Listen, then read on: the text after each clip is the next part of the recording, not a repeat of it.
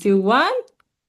Okay, officially, we are starting the second edition of the Circle Academy. So, welcome you all to this special edition. And I'm very happy to give you the official welcoming. And it's good to see as well. We have little kids as well joining from Marta. So, please bring, feel this space as your space or your safe space and come as you are, even in the car or not driving. Watch out in there. But it's good to be. It's so good to be here with all of you and to be together for along these 10 weeks. And like I was saying before, we have here today all the circle members, we have the mentors, we have some trainers as well. We were talking before starting with Andrew that is going to be with us on the next week. And I'm super honored to share this path with you all. So thank you all for joining this journey, this adventure. And it's going to be really a pleasure to contribute to your elevation journey. And so for the one that are coming for the first time, I'm Jessica, I'm the founder of Women Leader Circle, Sicilian Italian roots, and I'm living in Portugal for the past 6 years, which I'm very proud to call this place home. But beside that, I'm the founder of this wonderful community that it's so recent and is giving me so much opportunity to grow myself and to develop and support other women in this elevation journey. So I'm really thankful to each one of you present here and not present even for the one that will see the recording afterwards. So thank you for being part of this experience that is going to be intense. For sure, this is the one of the most sent words from the participant from the first edition, but of course in the good sense. I received a message this morning from a participant of the first edition, and she said that she's so proud of the first of the learnings of the first edition, of the awareness that we came from. So the first two sessions are going to be more inspiring and giving a little bit more the hints of what we are going to work through. And along the weeks, we're going to go a little bit more deep into tapping your real value and elevating your voice, confidence, and leadership. So I'm very excited to have you all here. And so we can officially start. We can have this elevation journey together. And why this is elevation? Because we start from our journey, from our story, we understand a little bit why. And our mission is to elevate leaders. And we are all here together elevating each other because we are part of a co-creation journey in which each one of you has an impact on each life. Whether you are a mentor, whether you are alumni or mentee, whether you are a trainer, we are sharing this path together and enriching the journey of each one of us. So please find this space, a safe space of growth, of share, of being together in supporting each other, and for sure to be your best version and be committed to that. I'm not promising any magic. Yet I don't have the magical thing, but if you commit, and you're going to have our support and the support of the fantastic board of mentors and trainers as well. So I'm very excited to be here with you. And we have women from basically different side, like we were saying, we have from Portugal, from Italy, from France, Spain, Mozambique, South Africa, and Belgium, and if I'm forgetting some countries as well, and Switzerland as well. So we are basically supporting, and beside that, we have such a diverse community. And I want to say as well that if you don't feel comfortable to share in English, I speak Portuguese and Italian. So if you want to share something and you don't feel comfortable as well to speak in English, we also can help you in that. Or we are actually maybe just very few people are British or American, so like we are all not English native. So that's the beauty of the diversity, and this is not the main thing. The main thing is to contribute to your journey, and for this you can for sure count on me and on the rest of the team. And so this is the Questa è una beginning. coisa, paesano c'è un gas cugine, cerveja. Okay, this is the beginning of something that we will create together in the following 10 weeks. And I would like to welcome all the participants and the protagonists of this journey, which is each one of you. And I'm so proud to see such a diverse group. We have women beside nationality, also different backgrounds. We have lawyers, we have sportives, we have women that are starting their career or women that are transitioning their career. So it's such a diverse community. But you will understand, okay, we are not leader. We are not CEOs. And this disclaimer, spoiler, leader is someone that at least is the vision that we have that is really committed to the best version. And we really don't need to be CEOs or whatever in something, but really embracing our best version and being committed to that. And so all of you, all of us, we are leader. And so this is our vision, and that's how we want to contribute to your growth. And so beside each one of you, there's going to be also a big team of, I like to call rope because in the final pitch we had at Nova University, we used the metaphor about the networking and the climbing. I like to climb, and mentors for us are like rope that are holding our journey to the top, to the best version of ourselves. So we are counting with plus 40 mentors that will support your journey. And so I'm sharing a big thank you for each one of mentors that say yes to my project, to our project. And so it's going to be a shared journey. And all of you receive a message on Slack or by email introducing your mentor. So keep in touch. We will talk as well if you need some support. And beside that, I would like to see how everybody's feeling and to check a little bit the waters. And so I'm sharing a QR code so you can comment a little bit how you are feeling, and we can go a little bit more. So you can scan the QR code and we see how is the vibe of the room before starting. So can you see the screen? I guess so. Yeah. Jessica, sorry. Sure. I wanted to know for who is using the phone, how can we do? You will send the link for the. So mentee.com and use the code 744415552.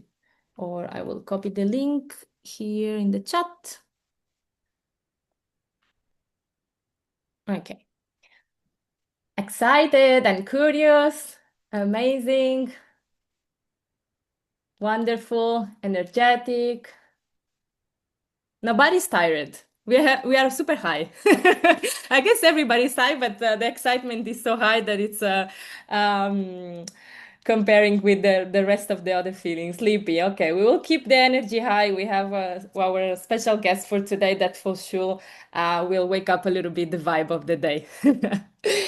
Excited, inspired, super curious. Wow, wonderful. Very good to see your curiosity. And I'm curious to meet all of you as well because we haven't had the time to introduce all of us. So you can also schedule a meeting with me, with the one that we didn't have the time to introduce, so we can a little bit align and get to know each other a little bit better.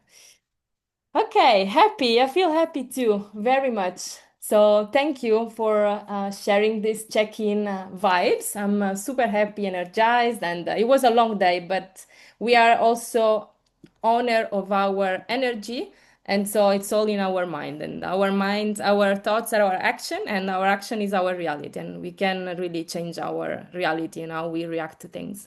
So, okay, let's organize a little bit the house and we can get a little bit deeper into the conversation of today's. And before starting, I would like to give a little bit the introduction of the program and the team. We already had it. And I'm gonna give a little bit the overview about the tools that we are gonna have. And then I'm gonna introduce our speaker guest that will give a little bit the overview on this first session of today. So, like I was saying, we had already some introduction yesterday and today with your mentors. If someone hasn't received yet, is because we are fine-tuning a little bit more details with the mentoring. But by the end of this week, you all will receive information about your mentee. Check your Slack, and if you don't have access, please let us know. so we can fine tune as well in that. And we're also going to use the WhatsApp community only for the Circle members to also have more direct support and to share more on the weekly session, what is happening and so on. And by now you also received the Circle, the workbook, which I really recommend you to print it because it's going to be really a second hand with your own and print it and write it down because it's going to be really important to see what is happening and how you can track yourself. And sometimes it's about things that we can realize, and by writing down we can see as well our progresses and how we want to get there. So for sure it's a special tool. And the support of the team, of course, me and Lara, we are here to support you, anything you need in regards to the Circle Academy tools and logins and stuff. And all the information and recordings are going to be in the Notion. So we shared yesterday the link. So you have there all the list of the participants, of the list of the mentors, the calendar with the sessions, and all the recordings and materials are going to be basically there. So you have all the tool there, and Lara is sharing as well in the link in the chat box in case you missed the email. So yeah, I think we have all the tools and things, and of course we have all the calendars with the session, so you can organize your agenda. Mentors are always invited to participate, but we know that of course your agenda are a little bit more busier, or like this program is more for the mentees, but anytime you want to join, of course you are always welcome to be part of the weekly session beside the mentoring. So we're gonna have all the meetings at we start every always at the same time, so 5:30 in Portugal and 6:30 and beside wherever you are.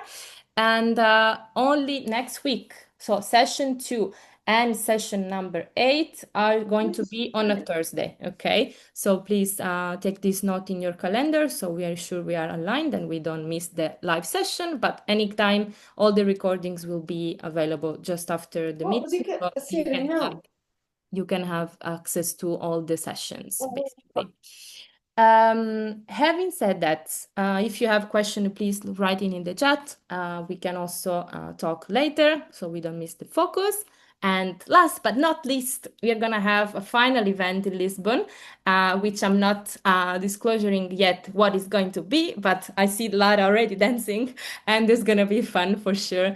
Our last event, it was really meaningful and it was funny. And Andrew, yes, we can see the fun from where you are. It was really amazing. So as soon that we have all the details with you, we're gonna share.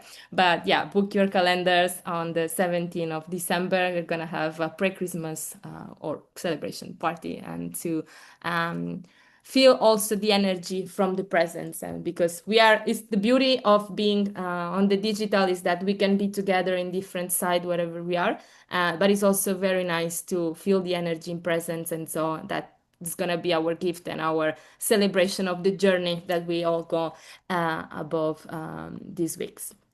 And yeah, so let's begin. I think all the rules and updates are gonna share. Anytime you want to ask some question, or like you can stand up, stretch, like you can eat, like this is your space. Like we can be together in the way that you can feel comfortable and welcome.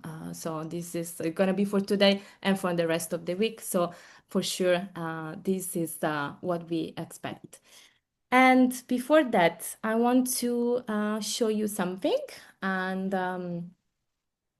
it's something that it's really meaningful, and it starts from the childhood. And I'm happy to see that many of us view. I'm not a mother yet, but we have kids, and let's start from the beginning, from what is being said. And it's good to see as well that some of you bring your kids here. They are always welcome.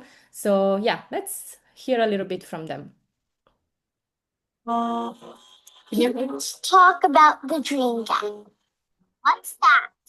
It's the gap that comes between girls and their full potential. You see, starting at age 5, girls stop believing they can be presidents, scientists, astronauts, big thinkers, engineers, CEOs, and the list goes on. Why? Because what else are we going to believe? when by age 7, we're more likely to think that boys are smarter than us. That's ridiculous. And we are 3 times less likely to be given a science related toy. That's sad. And when our parents are twice as likely to Google, is my son gifted? Then is my daughter gifted? That's not cool. We need to see brilliant women being brilliant and see how they got to where they are. To imagine ourselves doing what they do. But we can't do it alone. Mums, dads, brothers, and bosses. We need all of you to help. We need to close the dream gap. It's up to all of us.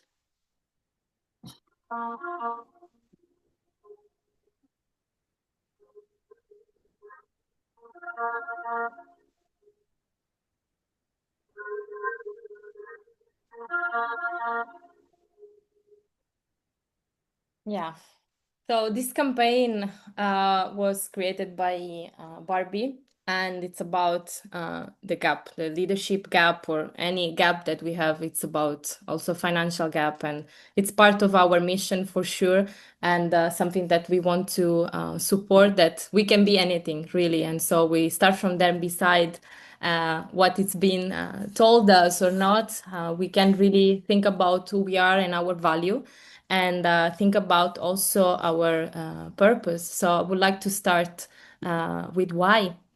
Why you are here today and what is your purpose or what brought you here today. And so that's the mic goes on you. Anyone that wants to share your why, whether it's a mentor, whether it's also alumni, what brings you here today and what's your purpose? Who's gonna break the ice first? Okay, I can go. Well, to be pretty honest, I'm not fully aware of my why, but something that I like the most in me is that I like to challenge myself. And when I see the impact that women leaders used to bring to other girls, I figured to myself that it could be an opportunity to unblock many things that now are blocking me. And I see in this space the right space. Sorry for the confusion. The Yes. right space to develop oh, better, to unblock what is blocking me in the moment. So that's why I choose to be here, and I'm pretty excited to live the experience. I'm truly open it to live the experience, and I hope that in the next sections I'll be more aware of what is my why in the moment. So thank you. Wonderful. Thank you, Yara, for sharing. Not knowing is also wonderful way to start because you have all the possibilities and you're gonna find what it's really done for you. And so you are in the right place for sure. Thank you for sharing.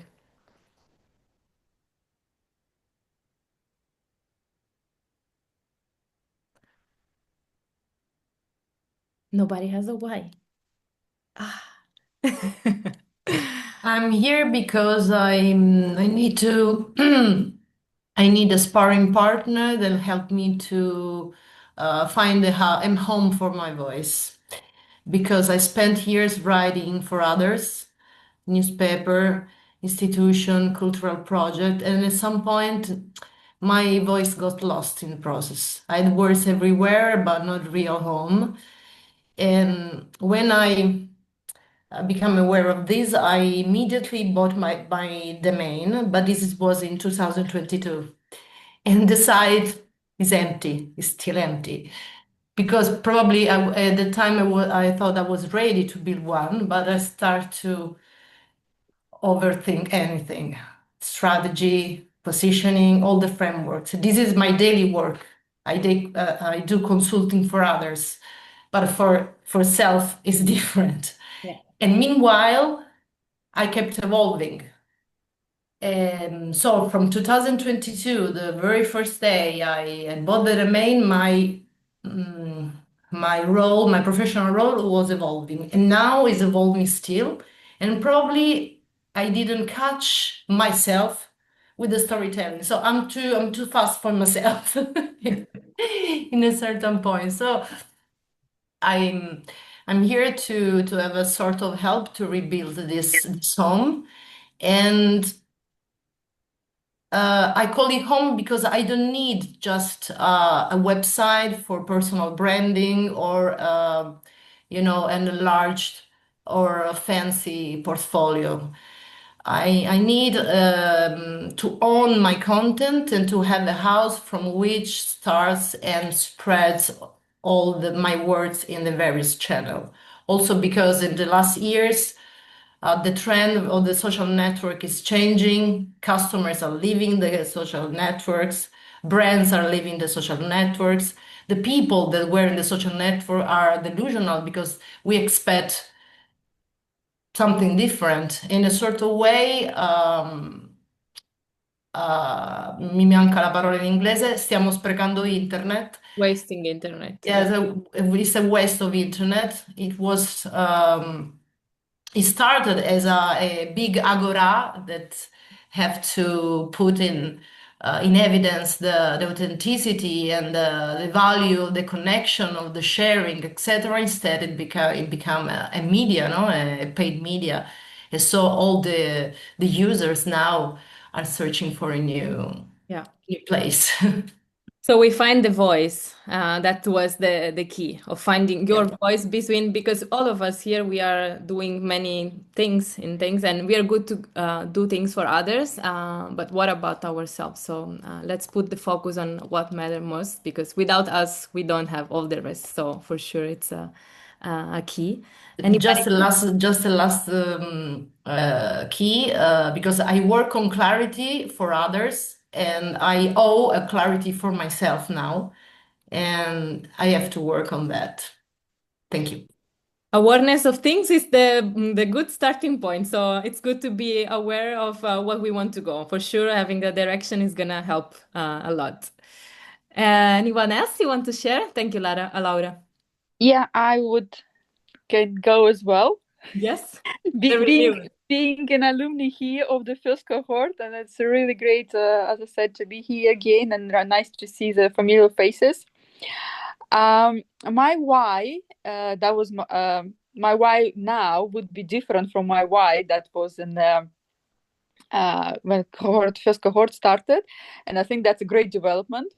So my why now is to sparkle the woman, or to lead the woman to remembering their true selves, and that they can easy to say what is their wise, and act in their life from they will have that clarity of their wise, and lead from that point as well.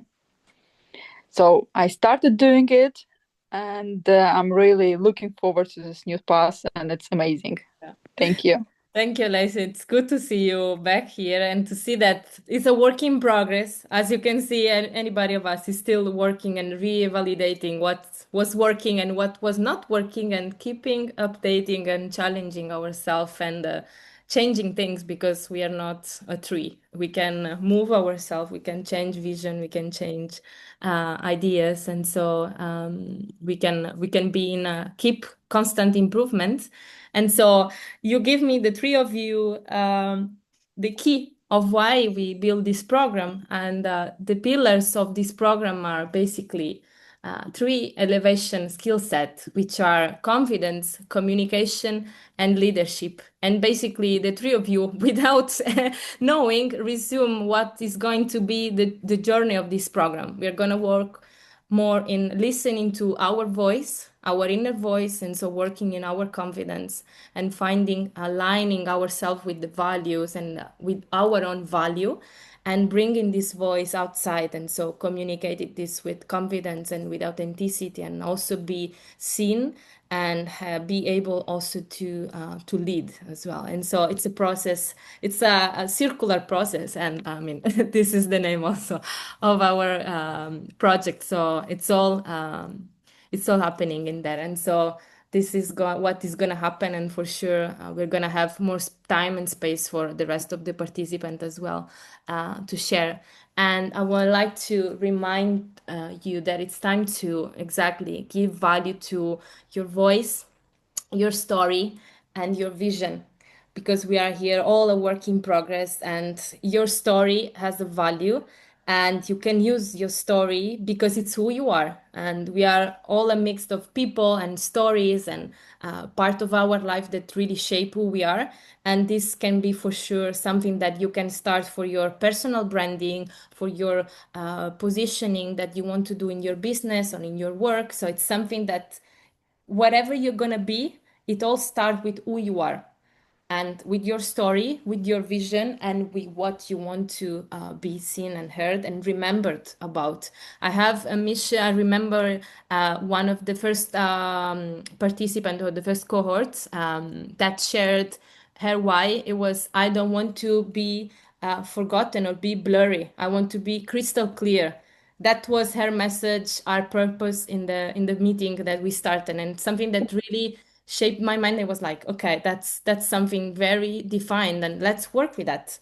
Okay, so it's something very clear, very specific, and on the workbook as well, you have some exercise that will help you to get clarity and see what is working, what is not working, what you want to release and want to get rid of, and you value as well from how far you come, and also celebrate that, because even a small wins, it's something that you can be proud of. And on the long term, you will see all the progresses, but we focus on the 1% better every day.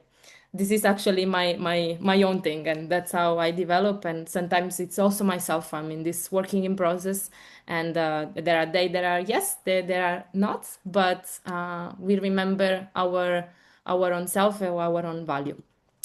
And talking about that, remember also that you are worthy. You are worthy to do, think, and be, and have whatever you can think and dream about it. And about that, I'm sure, and you are gonna next week we'll deep dive a little bit more on the self leadership. But today the focus is about the value of time. And talking about the value of time, there's gonna be here a special session and a special view about how things are urgent, and we really need to be our own priority of our life, of anything we want to do. And so for sure, Rita did his own priority and give value to the time. And I'm having here her book, which is Life Can Wait, and is in Portuguese, and we are working on the English version. We already manifest on English version that will be available eventually next year. We see, but no promise. But we are manifesting, right? Because it's also power of visualization and make things happen the right way. So I'm very, very glad to introduce all of you. Rita Piçarra, which is gonna give a little bit has a story about the future and how you can be really owner of and choose what you want to have in your life with all the planning and strategy and help and support, and that's why we are here. But yes, I won't present her because she will guide us a little bit on her story life. So Rita, please, a warm welcome and enjoy. The floor is all yours. Oh, thank you, thank you. It's always a pleasure. So let me ask to share my screen. Okay, second monitor, share, and then project. And now let me see. Can you see? Not What yet. can you It's see? okay. Now, yes. Now you can see. Great. Okay, good. Let's do this. So, hi everyone. My name, as said before, is Rita Piçarra in Portuguese. You can call me Rita Piçarra as long as you don't call me nasty things. You can call me anything. And I am here today because I retired at the age of 44. And you're like, what? Is that even possible? You retired? What does that mean? Well, I don't get any money from Social Security. I retired because I've reached my financial independence and I decided to pursue a purpose in life. And so I quit my job as CFO of Microsoft, and I'm going to tell you all about it today. And I'm going to start by telling you a little bit about my past, because the first thing that people learn or think when they hear my story is like, oh, yeah, she retired because she got the salary from Microsoft CFO, and she probably had very wealthy parents, and she probably got a big inheritance, and probably blah, blah, blah. No, no. So I want to start by telling you my personal story so that you understand that probably none of the things that first occur to your mind are actually true. So I was born in 1979. Actually, I was a chubby baby. When I was born, it was very trendy to have the slides. So it was very hard for me to find a picture of me as a baby. I really felt discriminated. There were a lot of my sister who is older. First baby always gets all the pictures, and I didn't get that many. Well, I was born in 79. I'm the second daughter of a middle low class family here from the suburbs of Lisbon. Both my parents had two jobs to give a little bit more of comfort to me and my sister. My father worked in a bank, and his second job was a sales person for Círculo de Leitores, for the Portuguese people who are old enough to remember. It's like a FNAC from door to door. So we would go with this little magazine and see if anyone was interested in buying something. And then they would take the books, and then we collect the money and things like that. And my mom was a teacher for kids with disabilities, and her second job was to sell some beauty articles for ladies.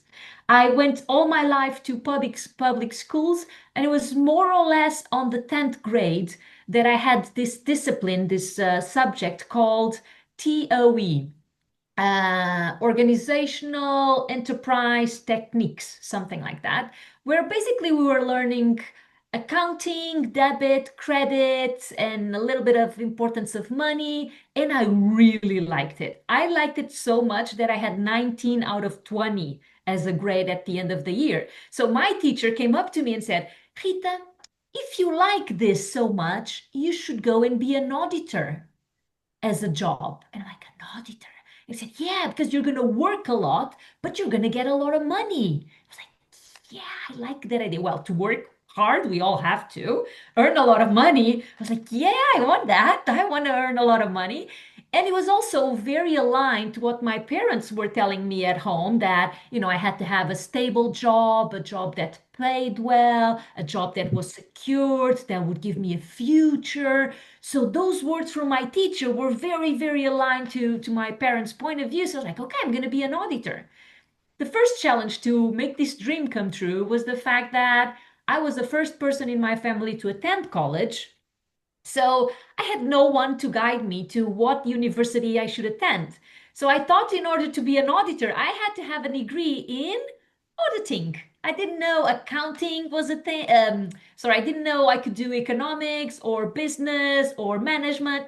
I thought in order to be an auditor, you had to have an auditing degree. So I went to look for the only university in Lisbon that gives a degree in auditing, which is ISCAL.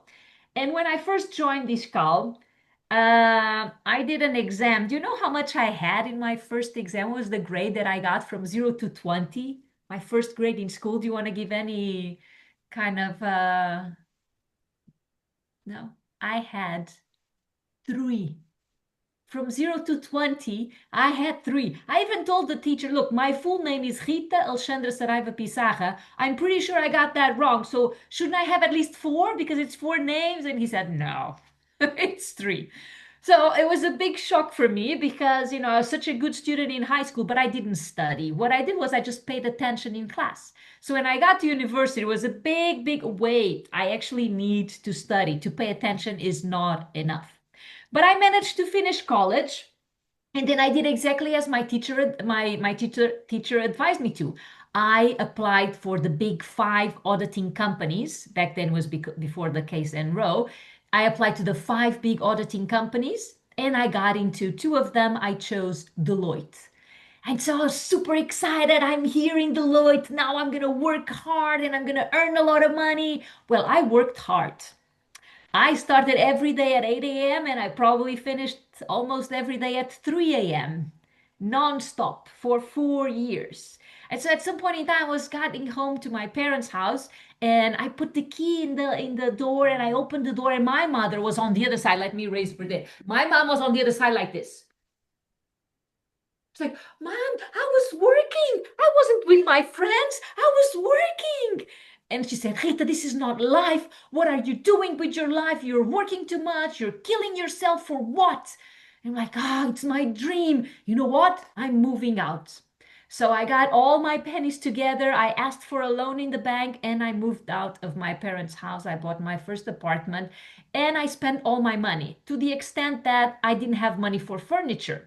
So I moved out of my parents' house with two camping mattresses that my grandmother had sewed because she was I don't know how to say it in English, a lady who sews things as a job, with my surfboard and a radio CD player. That was it. And so every month, at the end of the month, I would get money, right? The salary, and I would buy something new. I buy a mattress, and then the next month I bought a bed, and the next month I bought a fridge. I think the fridge was the second thing. So mattress, fridge, I think that was the sequence. And then one month I got a little bit more money and I decided to go and buy a television. So I went to Fórum Almada, which is this big shopping center on the south side of Lisbon. And if you remember, there was this Benfica game match, soccer match, where Fer, a match player, he died in the court in live television, broadcasted in Portugal. And I was at the store, and when all those TVs were showing the game, and I saw it live, and I was like, wait, what am I doing? My mom is right. I left the house, so my mom would, bug me with all the hours that I was working, but. No, that's wrong because what if it happens the same that happened to Fer? What if I'm killing myself to work in order to pursue this dream to be partner in Deloitte to earn a lot of money? What if it's game over for me? Because when I'm sick, I don't have time to go to the doctor. I don't have time to be with my friends. I don't have time to be with my parents. I don't attend birthdays for anyone because I'm always working. And I said, you know what? I'm gonna give up on this dream. I'm gonna pursue a new dream. And so I said, I'm leaving. I'm leaving Deloitte. This is not it. I started sending CVs. I sent a lot of CVs. If you go to my LinkedIn account, it looks like I left Deloitte one day and joined Microsoft the other day. Of course, it doesn't work like that. I sent hundreds and hundreds of CVs. I sent a CV to the countryside here in Portugal to work in a farming company. And they canceled my CV because they said I had no profile to live in the countryside. They decided for me. I really wanted a change. I wanted something calmer and nicer, less stress. But they said, no, no, no, you need to stay in Lisbon. That's your profile. Okay, but I also sent my CV to Microsoft and I got accepted. I went through all the interview process and I got accepted and I joined Microsoft. Yay! First week at Microsoft, I'm sitting down with my manager and she reaches out and says, so Rita, have you done your career development plan? And I was, have I done what? And he said, your career plan. What do you want to be when you grow up? What do you want to achieve? What do you want to conquer? Like, where are you taking your career?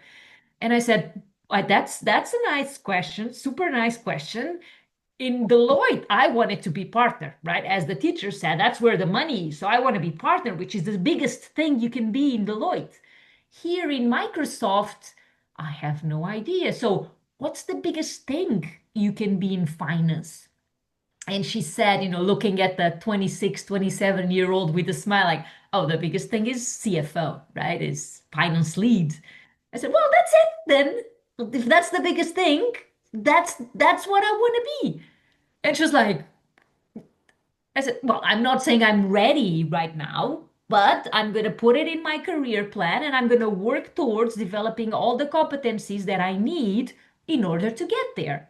And she said, okay, well, let me know if you need anything. I'm here to help. Let me know how you're structuring your plan. Okay.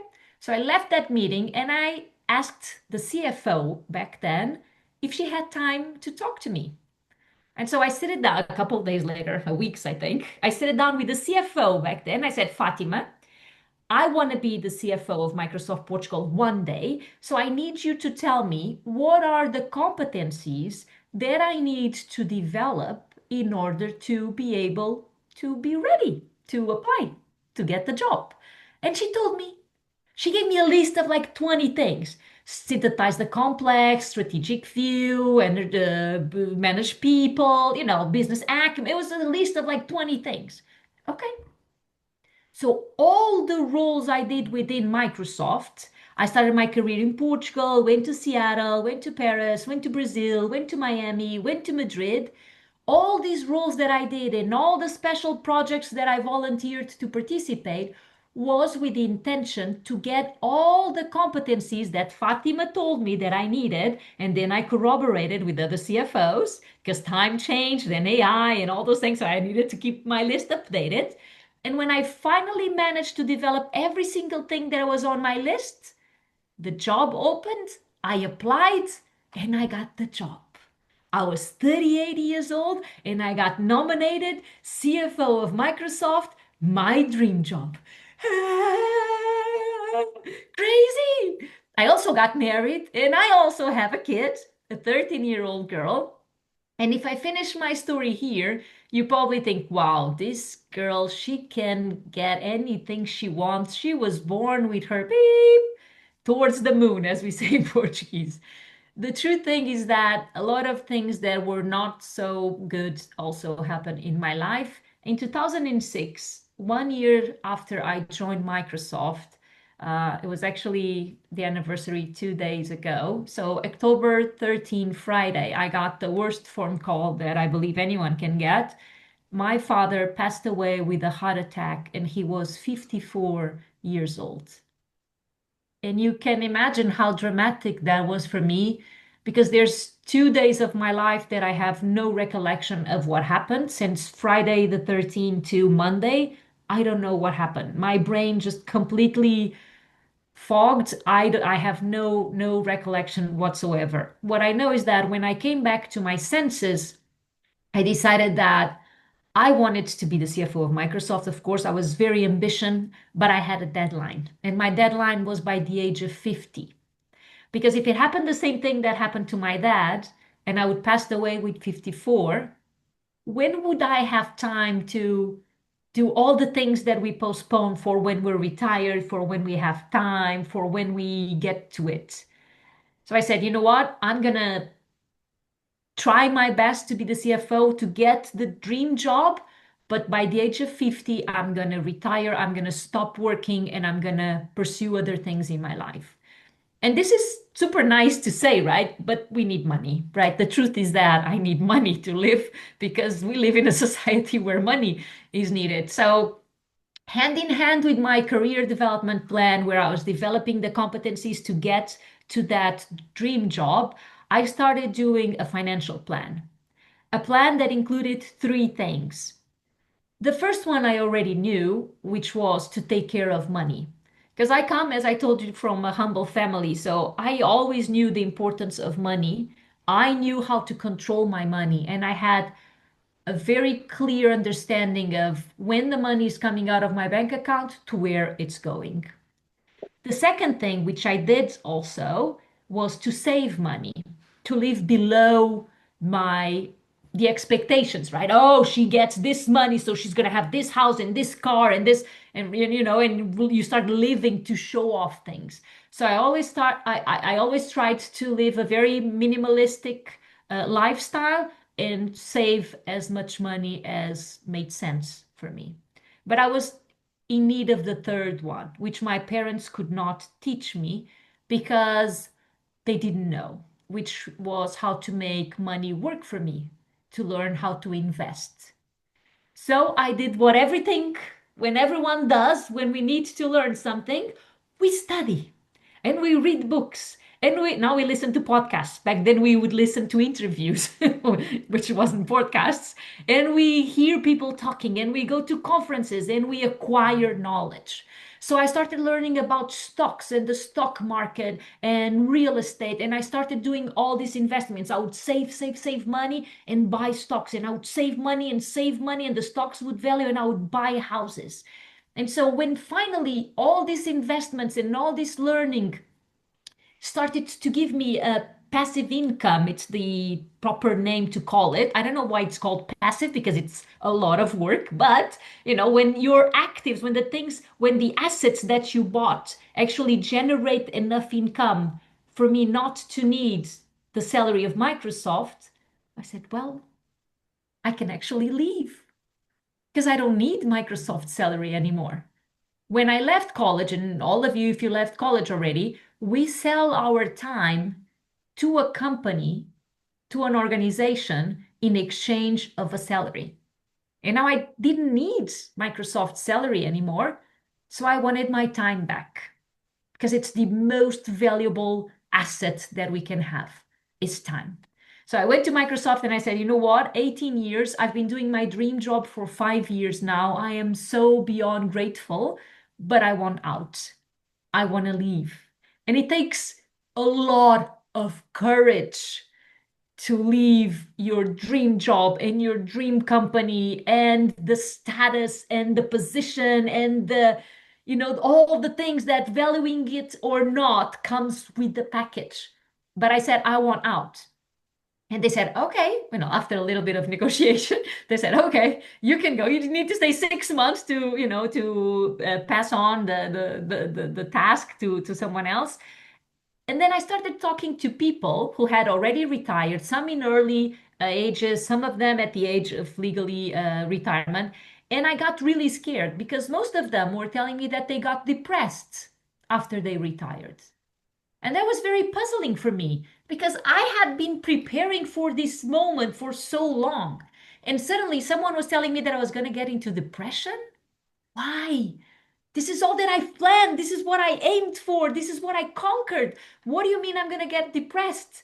And said, well, Rita, it's because you're going to miss a purpose. Suddenly you're no longer needed. No one will call you for a approval. No one will need your help. How do you feel that you're still contributing to society? How do you still feel like you're adding value? How do you still feel that you still matter? And so I worked with a psychiatrist to understand what were the things that I wanted to continue to do after my retirement. And I came up with two things. I realized that I loved helping people. And I really realized this because when I went to see Microsoft customers and I showed them how Microsoft technology could make their lives better, and they, nodded their heads and they were happy, that made me feel amazing. I was helping people. And so I said, no, I want to help people. And the second one was to do public speaking. The thing that I loved the most about being the CFO of Microsoft was the general meeting where I got the stage and I got to speak. So I wanted to do those two things. So I figured maybe I'll teach classes and at a university. So that's kind of a public speaking.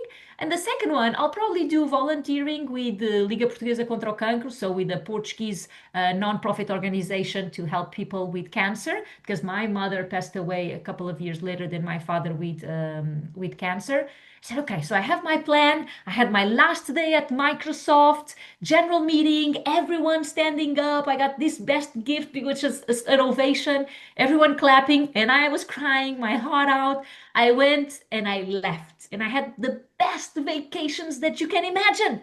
I went to the Algarve, not because of that, because no one called me. I was in completely shut down mode. I was fully present in my vacations with my family, with my friends. And then I came back after my vacations at the end of August, and I got this phone call from a journalist from SIC Express, which is a big newspaper and a TV channel. And she said, why don't you come and record a podcast with me? It's called O Céu é o Limite, the sky is the limit. But in Portugal, céu is C-E-U, but it sounds also as CEO. So it's kind of I don't know how to say it in English, but it has two meanings. The sky is the limit or the CEO is the limit. And I told her, I don't think, why should I go? I just said I quit and I don't want to do it anymore. I don't think people would like to hear it. I don't. And she said, come on, Rita, I think people will love your story. And I thought to myself, well, I have nothing to do, so might as well do it. So I went and I recorded it. It doesn't go live straight away. And next Monday, I'm working out with my personal trainer at the beach, and my watch starts like, follow, like, comment, like, follow, like, comment, like, follow, like, follow, like. It's like, what the hell? What? And I was like, I probably did something wrong. What's happening? It had so many messages that battery ran out. So when the training finished, I grabbed my phone and I clicked in one of the random thousands of notifications that I got, and I saw that the podcast went viral. And so instead of having my purpose of volunteering and teaching in universities, sometimes I still do, I just do these kind of conferences and I try to help you and inspire you to take control of your life and your careers. So with that, I want to share with you what I believe are the 4 pillars of success. I'll share it with you, not with the intention that I believe that you can replicate it exactly as I did, but there are things here that I believe you should take into consideration in order to apply it to your current life. And see that the first one that I'm talking about, it's ambition. I don't start to talk about money. Why? Because in order for us to invest, we need to get money. And as far as I know, legally, in order for us to get money, we need to work. And so, ambition, they're all taboos. But when I say the word ambition, in most people's heads, they immediately associate the word ambition with greed, which are 2 completely different things. Ambition, it's about ourselves. It's about our dream. What do we want to conquer? What we want to achieve? We just saw the video from the girls. I actually got emotional on the video from Barbie. It was so nice. But at the age of 5, as they said, we stop dreaming. When we're little kids and they ask us what we want to be, we can say astronauts and firefighters and ballerinas and this and that. But when we finish college and we get into the workforce and we start working, we forget to continue to dream. We forget to ask ourselves, what do I want to be when you grow up? Where do I want to take my career? What do I want to achieve? And so the first pillar, it's about dreaming. But dreaming isn't just enough. We also need to be excellent. Because when we're looking at a promotion, when we want to advance in our career, we need to be our best. We need to be excellent. There's this story that I read the other day in LinkedIn. It was not my story, someone wrote about it, but I love it, so I'm going to give it as an example. 2 people got hired for a company. One has been there for 3 years, the other one is a recent hire, 3 months into the role. The one that has recently been hired has just been promoted.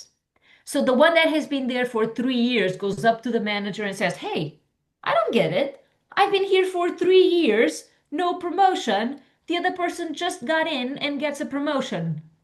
I said, you don't get it. I'm going to explain to you. Here's €5. Go outside and get me some bananas. The person comes back in, gives back the €5 and said, I'm so sorry, there's no bananas today. Okay, no worry. Sit down, pay attention. He calls in the new hire that just got promoted. Here's €5. Go downstairs and buy me some bananas.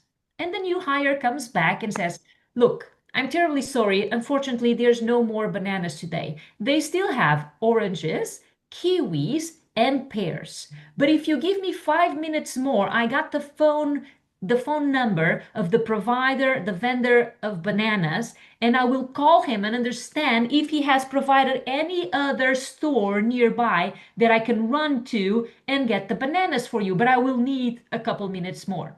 And the manager said, no, it's okay. You can leave now. So he goes back to the older person in the room and says, do you understand now why the person got promoted and you didn't?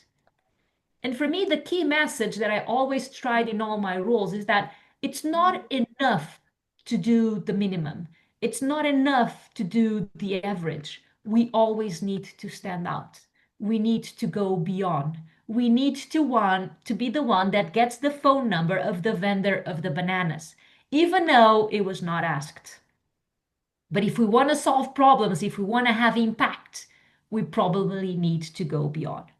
The other key thing, which is super important for being excellent, is to listen to feedback. Listen to the perspective that other people have of our jobs, of our work. But when the feedback and the perspective is positive, it's all wonders, then, party and great. But when the feedback is constructive, usually what happens is that we start making up excuses why we weren't at our best, which is probably the worst thing that we can do. But it's only human.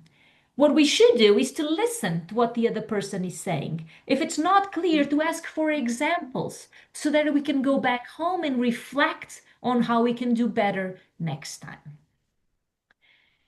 Other thing that is super important, and I love that we are in a conference like this, is to have a mentor in our lives. Usually when I do conferences, I ask people, raise your hand if you have a mentor. And it's only like 10 or 15 people who raise their hands. And I'm always shocked. Why? Most mentorships are for free and they should be for free. Why don't you have your mentor in your life? Choose a competency that you want to develop, choose something that you want to work on, and then associate yourself with someone that can help you evolve and be better. So this first pillar is about ambition. It's about growing, it's about achieving our dream job, it's about challenging the status quo. Because what I see the most is people that don't like what they do, don't like their manager, are unhappy with the paycheck that they get, believe they pay too much taxes, and it's just a cycle, but they don't do anything to change it. So, point number one, take a moment in your life to reflect what do you want to be when you grow up. Second, and then make a plan. Second one, work-life balance. This is always a nice bucket. It's also very, very taboo, right? Now we're talking more about mental health and so forth, but I'm gonna give one. I always wanted to be a flight attendant, but I'm too short. I'm 163, so I could never be a flight attendant. So I'm not gonna pretend I'm gonna be a flight attendant just because. So when we're in a flight, and the flight attendants are explaining the security measurements, and they say, in case of lack of pressure in the cabin, oxygen masks are going to come down. Grab one, apply it over the nose, the strings, and breathe normally.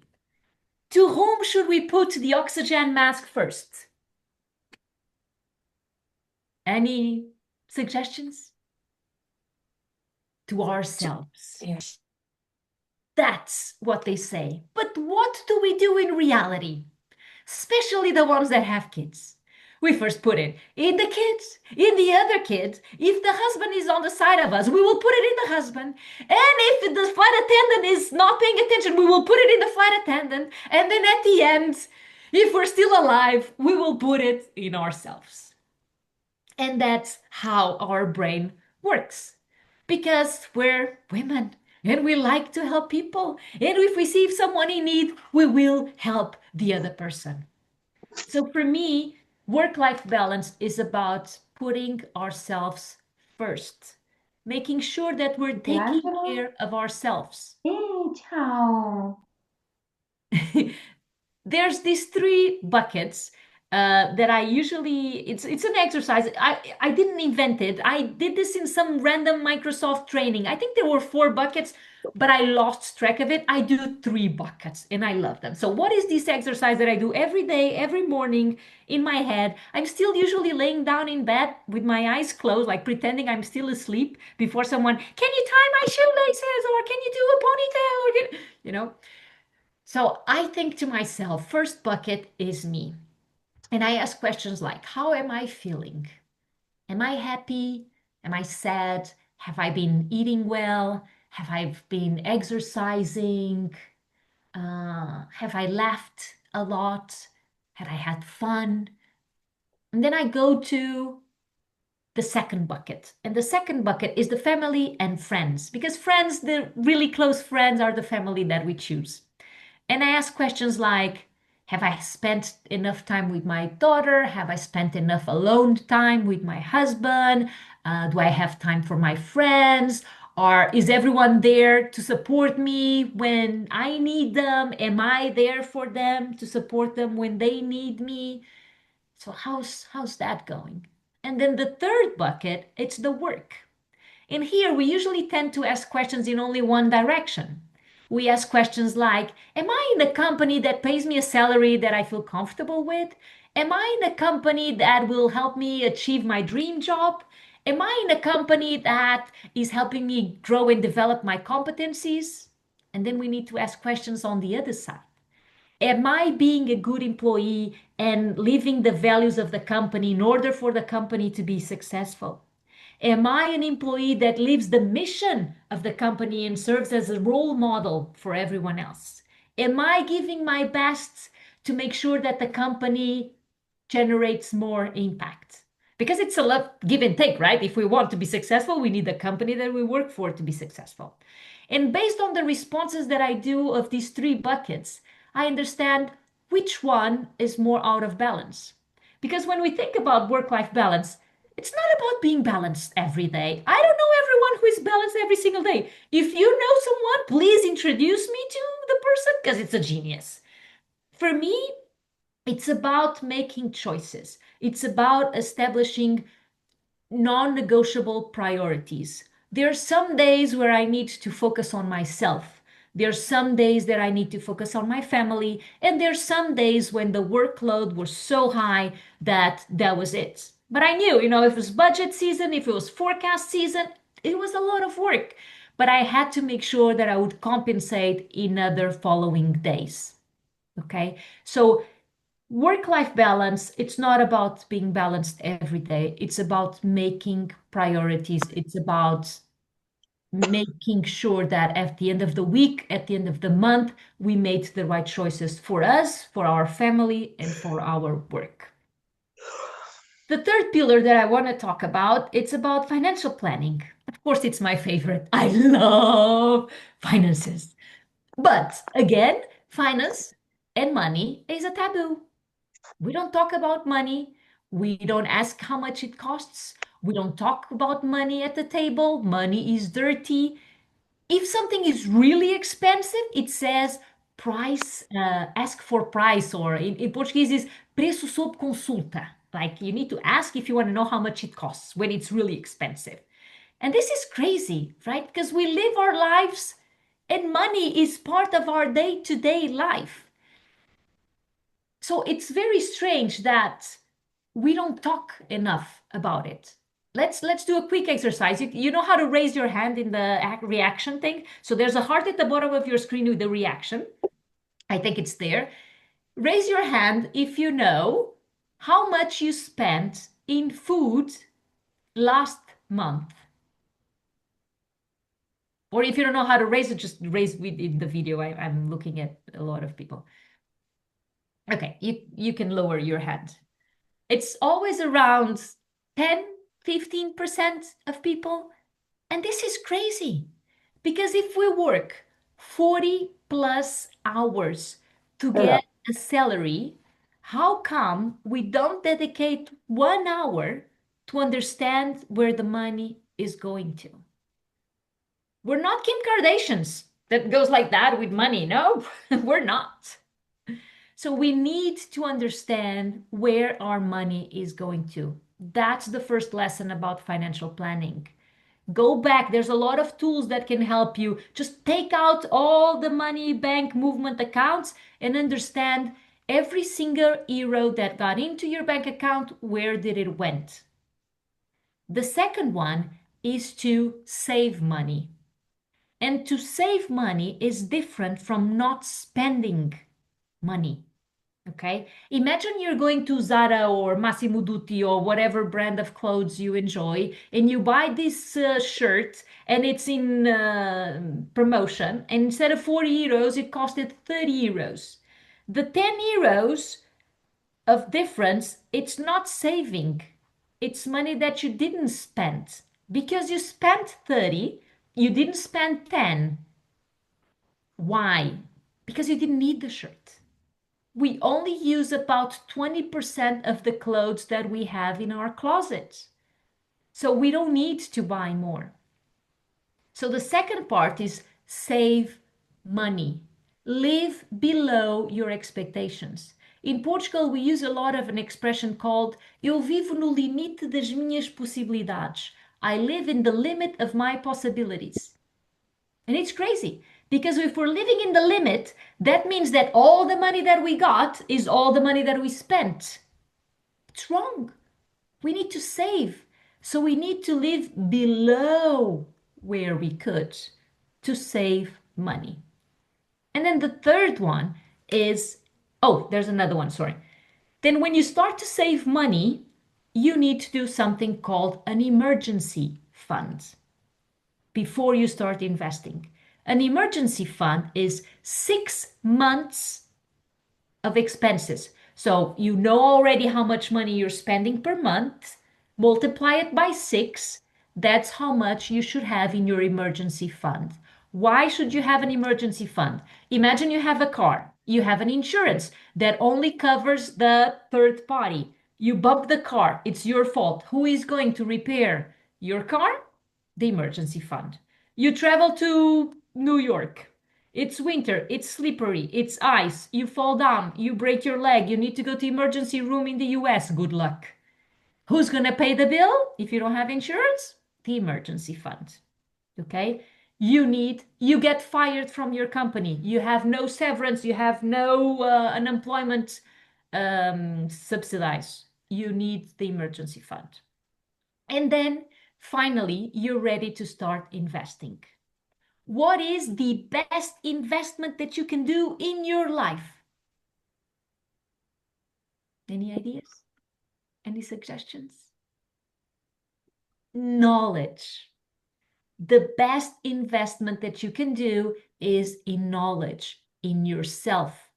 Don't ever do an investment just because some rich, apparent guy sitting in a Ferrari in front of a mansion said, I brought crypto and I'm rich and you should buy crypto too. No. Don't do an investment that you cannot explain. Don't do an investment that you cannot tell your 5-year-old son or daughter where the money is. The first thing that you need to do when you start planning to invest is to learn your investor's profile. There's 3 things about your investor's profile. The first one is liquidity, which is how fast can you have the money if you need it. There's people who need a lot of liquidity and there's people who don't need so much liquidity. If you invest in a house, it has very little liquidity because if you need the money, you need to put the house for sale, you need to find the buyer, then you write a CPCV, which is a promise to buy and sell, then you do the deeds. So it's 3-4 months. But if you have the money in a bank, it's very high liquidity because you go to the bank and they give you the money. The second, it's a triangle, right? The second one, it's about the return on the investment. The return is a percentage. It's on the top, how much money did you get? And on the bottom, how much money did you invest? And it gives you a ratio, a percentage. This percentage needs to be at least the value of inflation in order for the investment to make sense. What is inflation? And why is it related with inflation? Imagine you now have 1,000 euros and you'd have, I'm going to buy the new iPhone, blah, blah, blah, blah, blah, that just came out. But you remember my talk and said, no, Rita said we shouldn't spend money. I don't need the new phone. And you take the 1,000 euros and you put it in a bank account. And the lady or the gentleman from the bank says, welcome to my financial institution. Thank you for trusting your money with me. I'm going to give you 1% interest rate. You're like, yay! So next year, instead of 1,000 euros, you have 1,010 euros. It's like, yeah, let's forget taxes, otherwise you'd have less. But now you have 1,010 euros. You forget who Rita Piçarra is, you grab the money and you go straight to the store to buy the phone. What's the problem? It's been 1 year and the phone no longer costs 1,000. It now costs 1,030 because inflation is around 3%. So you actually had the money in an investment in the bank. It generated 1% of 1% of interest, but you lost purchase power because the return that you got of your investment was below the inflation rate. Okay? And the third pillar of investment has to do with the risk. Usually people think that when we talk about risk, is the risk that the investment has a high or a low return. It's not that. When we talk about risk in an investment, is the risk of you losing the money that you put in the investments. I don't know if you remember this brand called Farfetch, which was an online retailer of high-end clothes. It was a Portuguese unicorn. If you bought stocks from Farfetch, you still have stocks from Farfetch, but because they bankrupt, they are now worth 0.0000000000001, which is basically nothing. And that's the risk. So before you do any kind of investments, make sure you have your profile of investor very well defined, that you understand the investments that you're doing. So invest first in yourself, in knowledge. Okay. Last but not least, mental hygiene. As I said, it is super crucial to have a new purpose in life. Most people expect me to be sitting down in Jardim Constantino, which is this little garden in the center of Lisbon, playing cards with the old people, just sitting around all day and looking at the young people go by. And it's not about that. It doesn't need to be. The retirement does not need to translate to something like that, because that leads to depression. You will stop feeling like you matter. You will stop feeling like you can still contribute to society. You need to find a new purpose in life. So if you have currently grandfathers or grandmothers or a father or a mother who is currently in retirement, make sure that they feel like they're still contributing to society. Because the truth is that now we have a lot more time than other people, and we call people and they're not available because they're at work. And then we try to schedule things and they're not available because they have their own lives. And for me, it's easy because I'm still young and I can, find other things. But for people who are in an older stage in life, they feel the heavy of being alone and feel the heavy of not having a new purpose in life. So with that, and we're coming to the end, I want to tell you that I wrote a book, as Jessica said. I'm going to tell you two funny stories. The book is only available in Portuguese, so I'm sorry for all the English-speaking people in the conference. I will try one day to try to make it in English, but so I went to this TV show in Portugal with Gosha, which is a very important guy on television here in Portugal. And I was very nervous, but I was super cute because I had the hair done and the makeup and everything. But I was super nervous because it was live. So I get there, I was sitting down. I'm like, okay, this is going to go well, Rita. Just breathe. First question from Gosha. So, Rita, how did your parents meet? Like, what? But, I don't know. I'm in live television. I don't know the answer to the question that was just asked. My parents have already passed away. I don't know. So what do I say? If I lie, my aunts are gonna say I lied. So what do I do? So I just, it probably was a wonderful romantic moment, but I don't know. But my sister probably knows, and as soon as I get home, I'm gonna ask her, and then I will know. Of course, I was nervous, and then suddenly I was nervous times 1,000. But the interview went on and on and on, and then last question from Gosha. So Rita, now that you have time, what are you gonna do? And I said, now I have time, so I'll surf and I skate and I'll travel and I'll be with my family. And he said, yeah, no, but exactly like in concrete, what are you gonna do? I was like, oh, I'm gonna surf at the beach. What do you mean in concrete? I don't know what you want me to say. You want something more important? I don't know. So I said, oh, maybe I'll write a book. I was like, oh, that's a good idea. So now we can finish our interview, blah, blah, blah. So I left, it's finished, thank God. The next day, I got 5 emails from 5 different editors saying, Rita, we want to write the book with you. And I said, what book? I don't know what you're talking about. So I wrote a book. First question I asked my editor was, can I write the book in Excel? And they said, no, words. You need to write it in words. I said, okay, okay. So the book is about these 4 pillars that I just presented to you. My favorite chapter, which is something that also very useful for you, it's about the elevator pitch. So I started the chapter always with a personal story and then how you should do better than I did, and then a conclusion. And so the story of the elevator pitch is the moment that I met Bill Gates for the first time. It was the year of 2007, and I was in building 34, fifth floor, Redmond, Seattle. And I'm going to raise again to tell the story. And I was walking down a hallway, and I see Bill Gates coming in my direction. I was like, oh, it's Bill Gates. I'm going to tell you something important, and I'm going to cause a good impression in him. So it's going to be wonderful. And he's walking, and I'm walking. And eventually, we're going to cross paths. So I need to say something. Think fast. What are you going to say, Rita? He comes by. I look at him, and I say, nothing. Nothing came out of my mouth.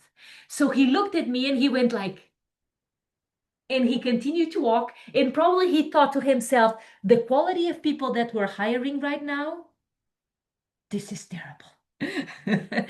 Well, so then I go on to tell you how you should have and build your elevator pitch and all the things that you have in consideration while building it. And then I finish the chapter by telling you how went the second time that I got acknowledged with Bill Gates. So let me finish by saying that if you tell me that this 22-year-old here on the left-hand side at the official ceremony of ending of the college degree, which is called Benção das Fitas in Portugal, if you tell her that being the first person in her family to attend college, that 22 years later, at the age of 44, she would leave one of the best companies to work for after having completed her dream job, but above all, with her financial independence, all that I want now is to have at least 22 years more to enjoy life, to surf, to skate, to be with my family, but to really, really, really take a whole of the time, which is the best asset that we can have, to enjoy it and to be truly in every single moment that I choose to be in. So my challenge to you is make sure that you take control of your life, make sure that you take control of your career, of your finances. Don't let life go by without you making the proper decisions, because when you make decisions, someone else would make them for you. So that's why the title of the book is A Vida Não Pode Esperar, which in English is Life Can't Wait. Just make sure that you make the best of your life. One amazing sentence that I love that has inspired me through this journey, it's from Confucius, which is a Chinese philosopher, and he says, we all have 2 lives. The second one starts when we realize we have only one. So may this be your wake-up call to take control of your life. Don't let a traumatic experience like I had to make sure that you're doing everything that you can to be happy and fulfilled. With that, please follow me on social media. We're going to open up for questions. If you follow me on Instagram, I say nothing of relevance. It's all about my day to day. So nothing intelligence come from there. In LinkedIn, I always put things that I believe are relevant for the corporate life and things that you should learn and competencies that you should develop and things that you should focus on. With that, I'll open up for questions. Thank you so much for paying attention.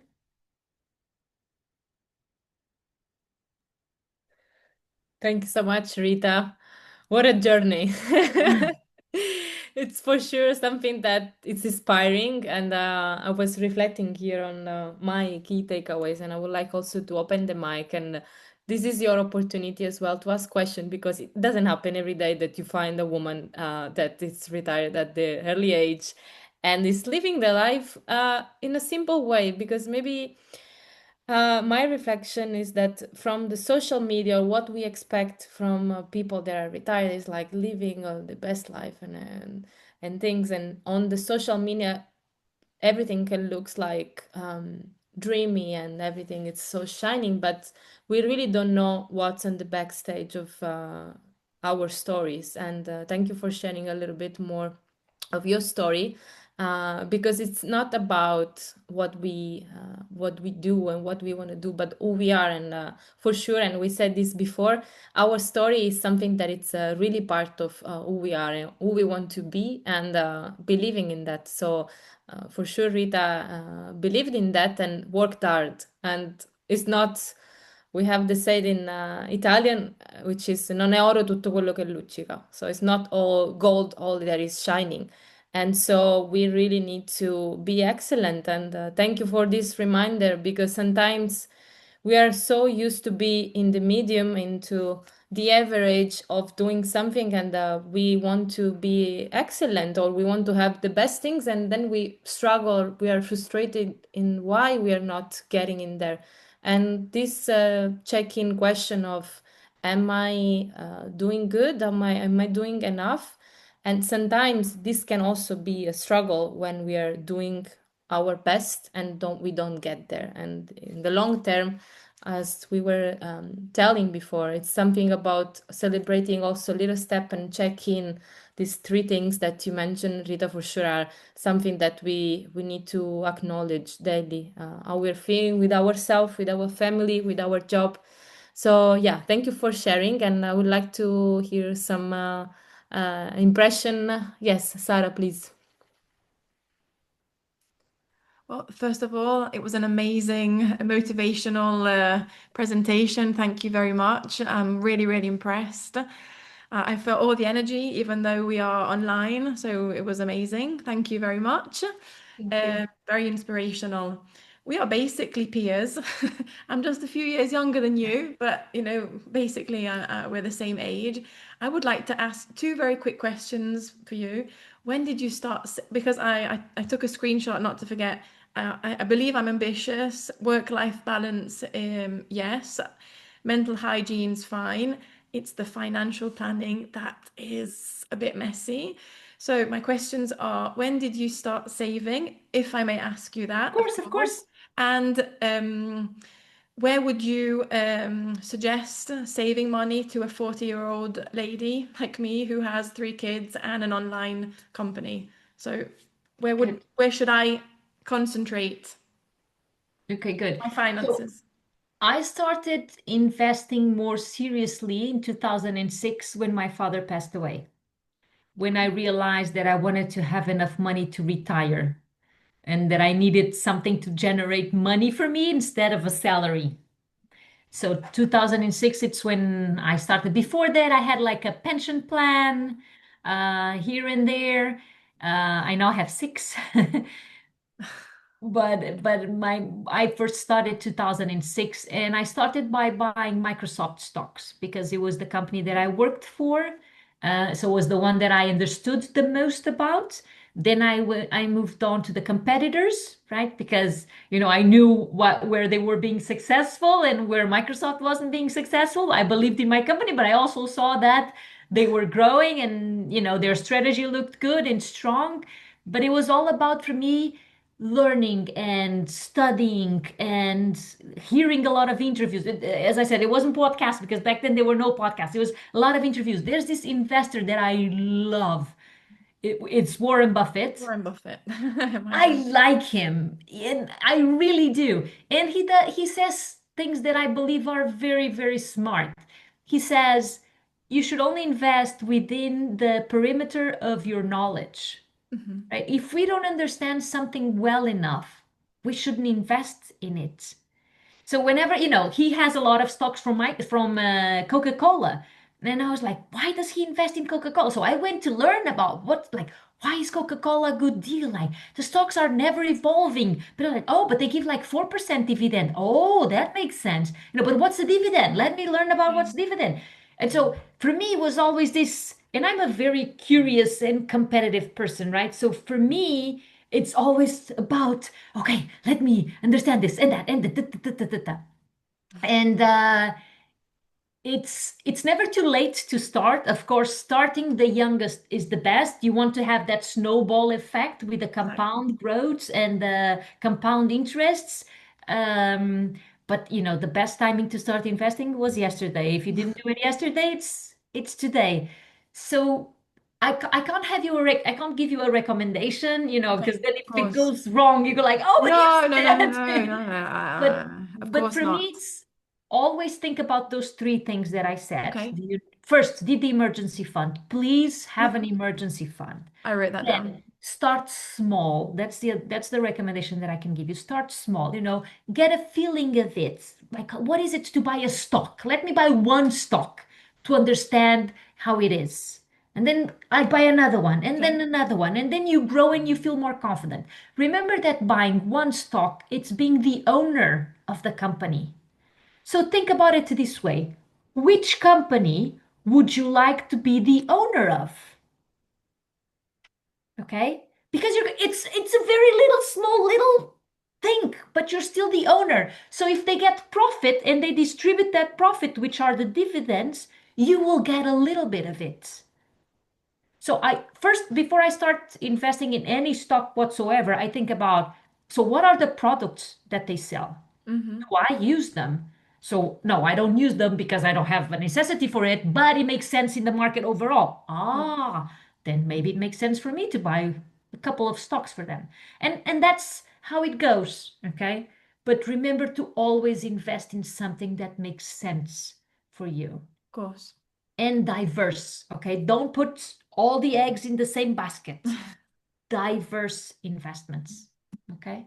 Thank you. Thank you very much. No worries.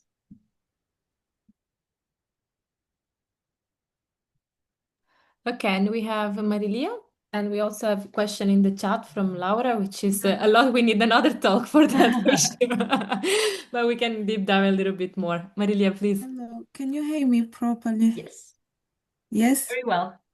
Okay. Rita, just want to say thank you for sharing. You already helped me a lot. Actually, I came to this program because I was looking for the clear vision of what I want to do with my future in terms of my career.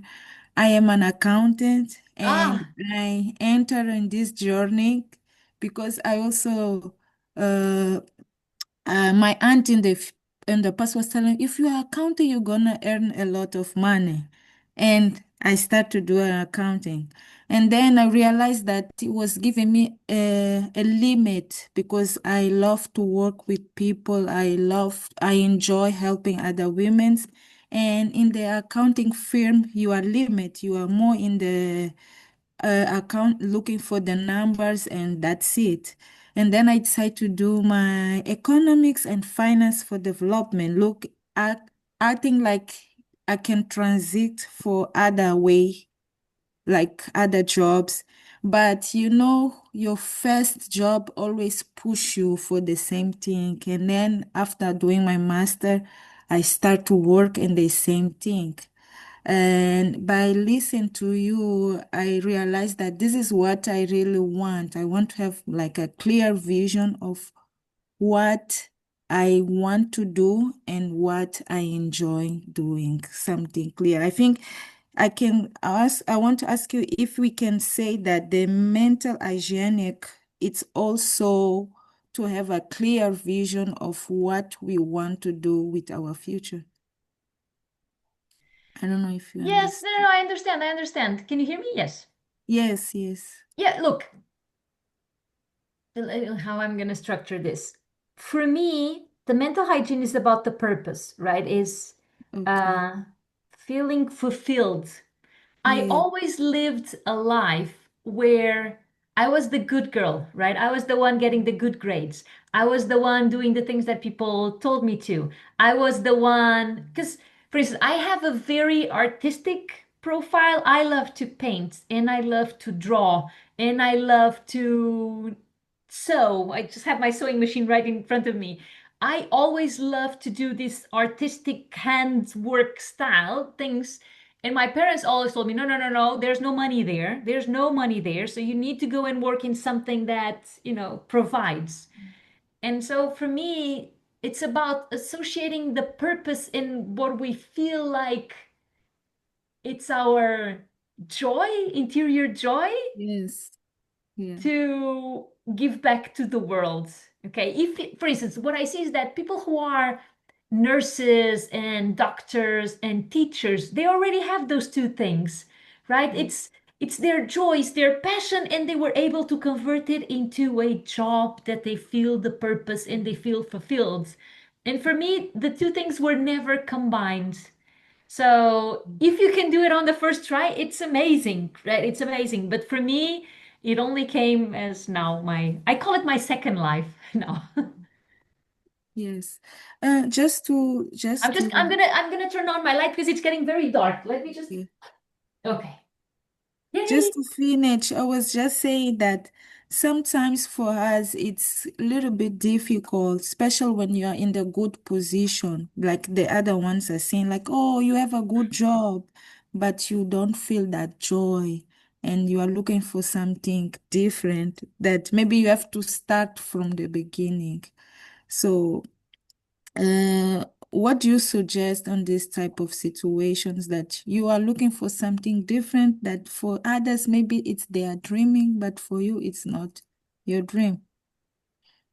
That's a very strong question. I am a very conservative person. Before I give a big step, I always build a safety net. Okay. Mhm. Which for me is always really important because people think, oh, you have so much courage and you left Microsoft and this and that, and how can you do it? Well, I built a safety net, right? I had plan A, B, C, D, E, right, to make sure that I was doing the leap of faith.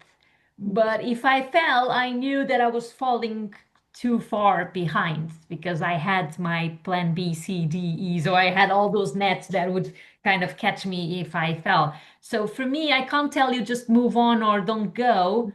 Just make sure it's something well thought, that you have a safety net, that you have a well-established plan.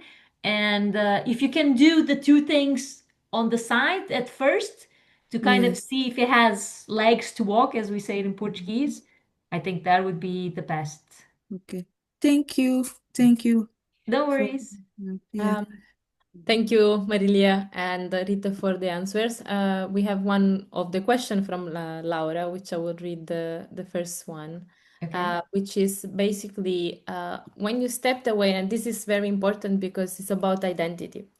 And it's about you've been working for so long for Microsoft, and it was your dream job, and it was everything. How was feeling yourself after being defined or most known as the CFO of Microsoft? Like, what helped you to rebuild your identity and the sense of, That's a really good question. yeah. That's why I worked with a psychiatrist. But for me, my full name was Rita Piçarra, CFO of Microsoft Portugal. That was my full name, right? And when you stop being half of your name, you get kind of the feeling of, am I good enough? Am I enough? Do I still matter? Am I still relevant? And it's super hard, right? It's the depression phase that I talked about. So I had to work with the psychiatrist to help me understand that Rita Piçarra is enough and it's great and it's amazing and she's going to be focusing on something else. That I didn't lose the CFO of Microsoft Portugal. It's still with me. I was the CFO of Microsoft Portugal. I didn't lose it. I was the CFO of Microsoft Portugal from 2019 to 2020. I don't know already the dates. I need to look at my LinkedIn.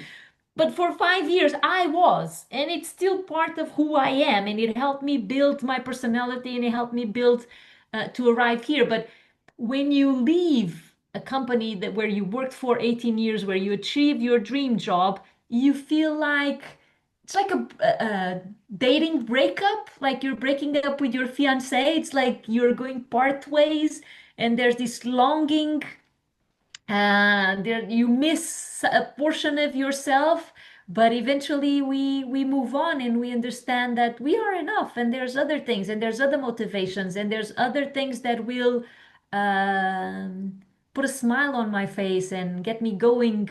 And those were the two things that I realized that that are key for me, which is helping people and public speaking. So I dedicate myself to those two now.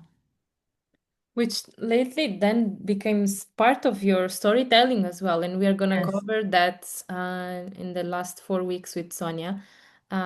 I mean, of course, we are not our job title, we are many other things.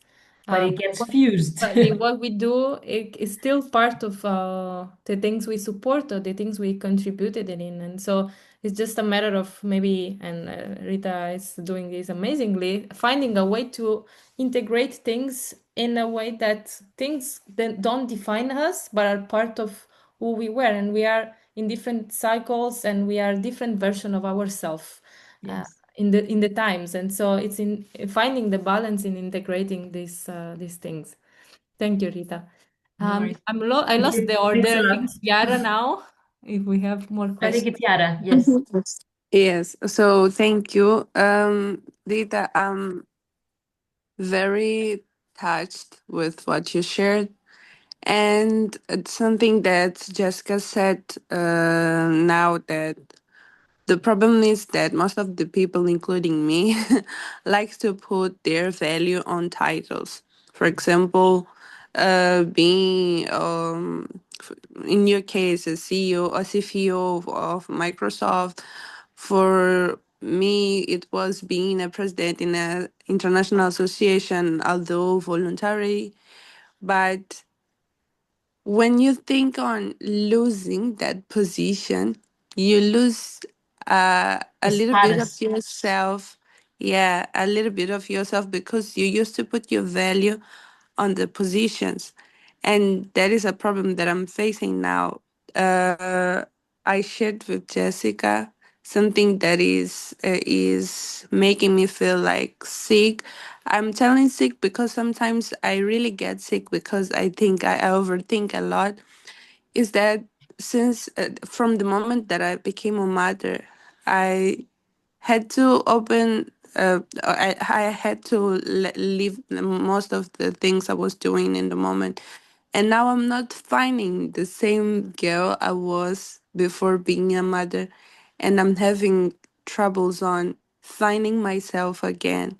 So I wanted to ask, I don't know if you always uh been like this, like decided and going through risks. I don't know, but if not, when was the moment that you gained the strength to be like this, or I am you not decided? decided, Yara. I am not decided. It may look like I have it all figured out, but behind there's like spreadsheets and spreadsheets of pros and cons and weights and safety nets, as I said before. I'm not, I look like this adventurous person who, what, crazy. It was all very planned. I didn't do anything just done. I had help from a psychiatrist, which I could not have done alone. And I don't take unmeasured risks. I'm not as adventurous as it may seem. I always think and rethink and make very cautious decisions in order for me to get a minimum risk. I'm like this in my life, and I'm like this in my investments in both sides. And sometimes you may think, oh, but that's a very boring life. I know. I know it's No, it's not at all. I always like to play safe. Another thing, it's better to play safe. And sorry to cut you, but just to compliment, I wanted to underline a question that was made about uh, what is for you, what is the best place to save money? I get it that you said about investments, but from the moment that I will be studying in what investment I will put my focus on, where should I put the money? Do you have, I don't know if you got the question, but it's a problem for me because I have a risk. Oh, no. You said plano de uma poupança de emergência. Eu tenho uma poupança de emergência por causa de ter filho, né? But sometimes I think that I'm always taking money from there because I think that I need to solve something, and then when I realize it's not the amount that I was expecting in the time that I have to make the balance, so it wasn't the money that I was expecting. So where should I put my money? Well, again, I can't give you a recommendation, okay? Because if something goes wrong, then you guys are gonna say it was my fault. For me, it needs to be in something that you feel comfortable, that you can explain to your, I don't know how old your kid is, but to a 5-year-old, you need to be able to explain where the money is and how you invested and what is the return, and you need to be able to answer questions. Because when we talk about money, unfortunately, people feel very, very constrained. They don't ask questions because they feel like they can't demonstrate that they don't know. And this is completely wrong. We're not born with knowledge. So if we're making an investment, we need to make sure that we're asking all the questions to the financial institution that we're using to make the investments. It needs to be safe for us from our perspective. We need to put our head in the pillow and make sure that we sleep comfortably with the risk associated with the investment that we did. And those investments are going to be different from you, from me, based on the profile that you may have.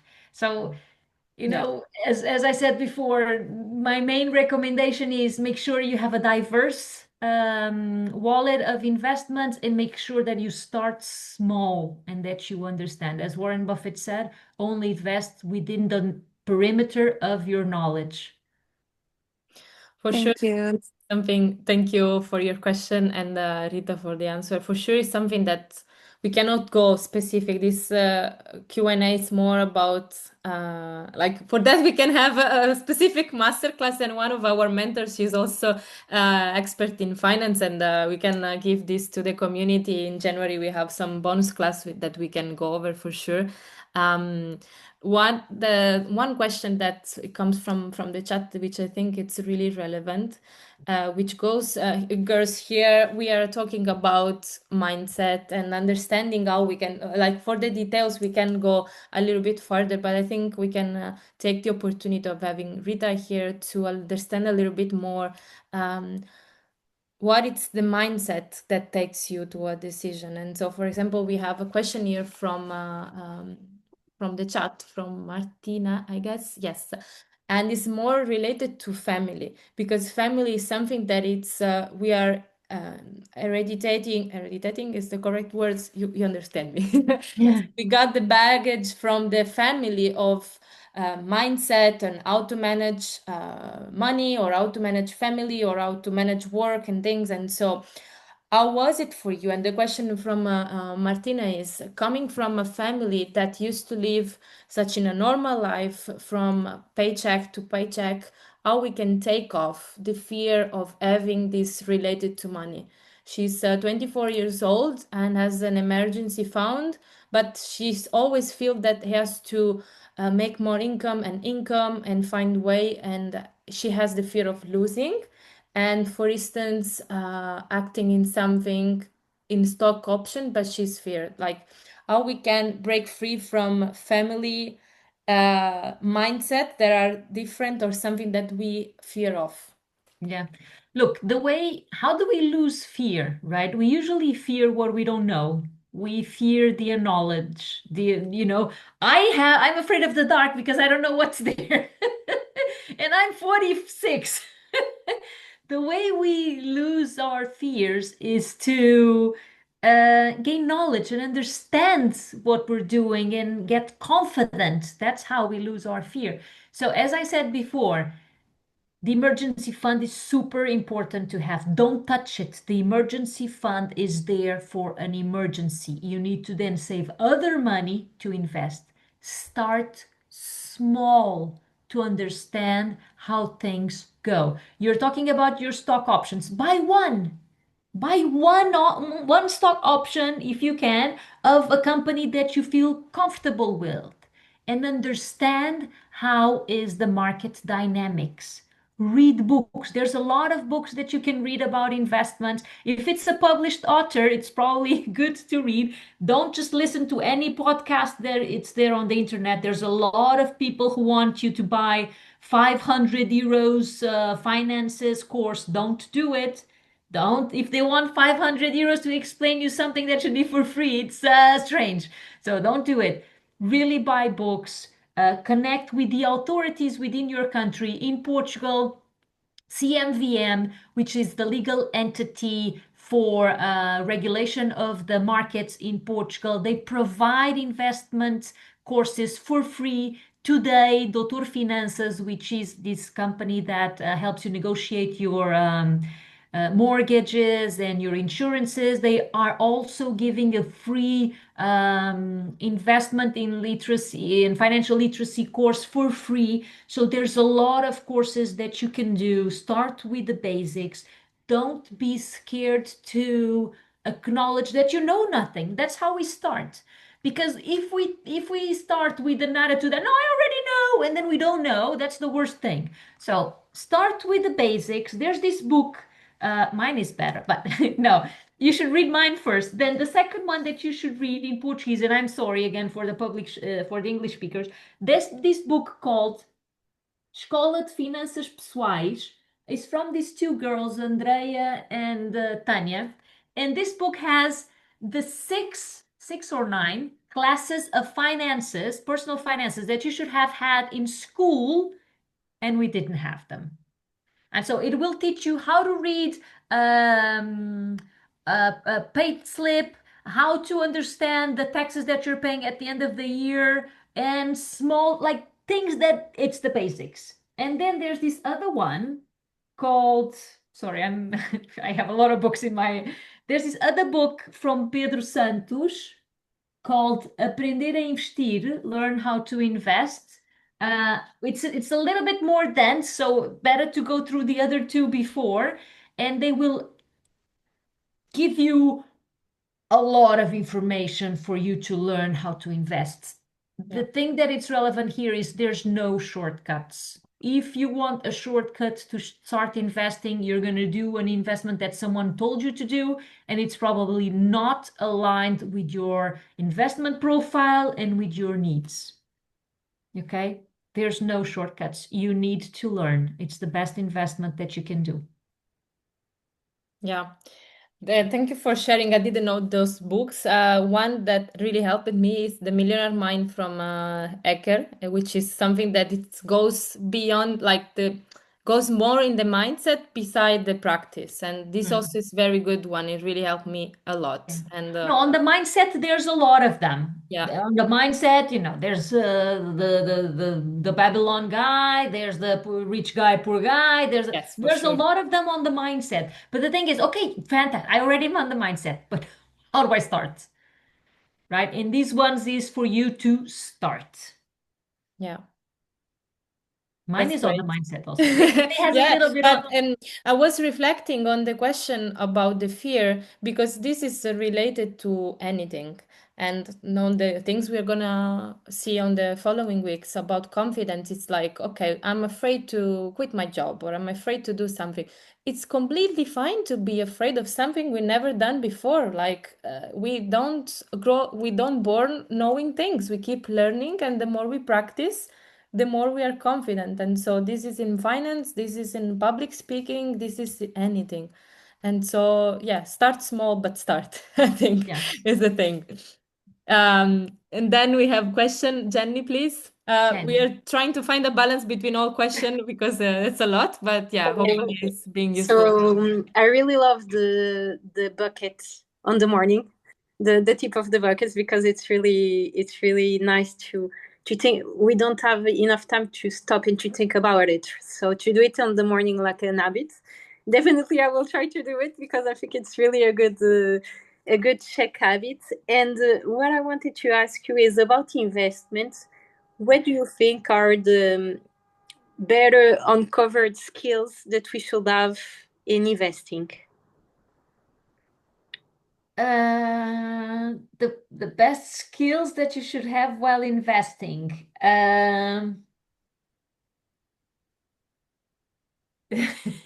Calm and assertive, I would say.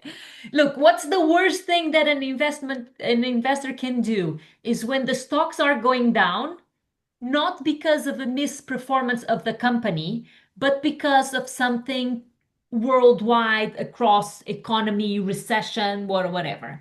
What does the not knowledgeable investor does when something like this happens? They sell all their stocks because it's crashing, and everyone sells and they lose a lot of money. What they should do is they buy because there's nothing wrong with the companies. It's the market. For instance, when Trump says, "Oh, let's launch tariffs," what happened to the stocks? They all crashed. And everyone's like, what does a good investor do? Buy stocks. Because the companies still have the same strategy. The companies still have the same products. The companies still have the same go-to market strategy. It's the environment that is changing. So the value of the companies is the same. So if they are at a cheaper price, we should buy. So an investor needs to be a calm person, even though I'm not. But with knowledge, we get a little bit calmer, if that's possible. The other thing is being assertive in the sense that investing in the stock market, and there's other types of investment, okay? We're just talking about stock markets. So one of the investments that I love is houses. I love to invest in houses to rent, okay? But for instance, assertive in the sense that when I invest in the stock markets, I'm not doing daily trading, okay? I buy this one and I sell it tomorrow, and then I buy the other one and then I sell it again and then I sell it. No. You choose one and you hold it. Because if you're investing in that company, it's because you believe in it. Buying a stock, it's like buying a farm, as Warren Buffett says. I love him so. As Warren Buffett says, you buy the farm, then you need to have time to plant the seeds, and the seeds will grow, and then you will crop it, and then you will sell it, and then you will plant again. And this takes time, takes a cycle. So when you're ready to commit to buying a stock, you need to be assertive and don't change your mind every 3 or 4 minutes. If this is the one you're going to buy, this is the one that you buy. You believe in the company, you believe in the go-to strategy, you believe in the market, then you buy the stock. And then you hold it. And then every now and then you analyze it to see if it still makes sense. But you don't go and sell it. Think. Okay, so I think those are the two main things in when investing. Okay. Thank you so much. Because sometimes it's really to have this mindset, right? And to try to focus and to not respond to the fear of seeing the market going down, and try to be focused and see if it's going up again, right? Because it's cycles. Thank you, Rita. No worries. Thank you. But oh my God, now it's Portuguese. I was already in the loop. So in the chat is happening that basically we will need the finance course from you. So maybe it can be your next thing to do, Rita, because we are really interested into, of course, getting retired so early and learn more. So it's been really interesting to be conscious, and even I'm taking note for things I should double check again on things. So thank you. We have, I think, last 2 questions. So let me see also in the chat. So Liliana. Hi, thank you. Hello, everyone. I will make myself home and I will speak in Portuguese. Okay. Ok. Rita, muito obrigada por partilhar a sua história. É muito interessante e temos muito que aprender com ela. Muito obrigada mesmo por abrir o seu livro, e de certeza que eu vou ler o livro e aprender bastante ainda com ele. Eu gostaria de fazer duas perguntas. Uma para certificar mesmo, né? Porque o contexto de Moçambique, eu sou moçambicana, o contexto de Moçambique é muito diferente do contexto europeu, etc. E é muito difícil para nós aqui guardar dinheiro. É mais difícil ainda sobreviver, porque nós ainda estamos naquela fase de ainda procurar sobreviver para depois cuidar dos nossos sonhos, cuidar das nossas poupanças, etc, etc. Quanto tempo levou a Rita para conseguir ter este fundo, para conseguir ter tudo pronto para a aposentadoria e quais foram os seus maiores desafios?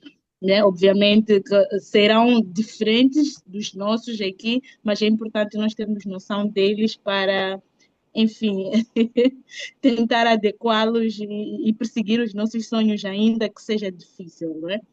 O segundo é mais para a parte social da coisa. Eu sou casada, tenho duas filhas, e como equilibrar essa vida profissional e social, como mãe, como esposa, e ainda como filha, como membro de uma comunidade, com este sonho de se aposentar mais cedo, de ganhar dinheiro, de ter a sua vida pronta para aquilo que são os seus sonhos, mas também tem os sonhos dos seus, que em algum momento tens que equilibrar, colocar ali na balança, negociar, conversar e se calhar deixar de lado algumas prioridades suas, pessoais, para dar vazão a este sonho.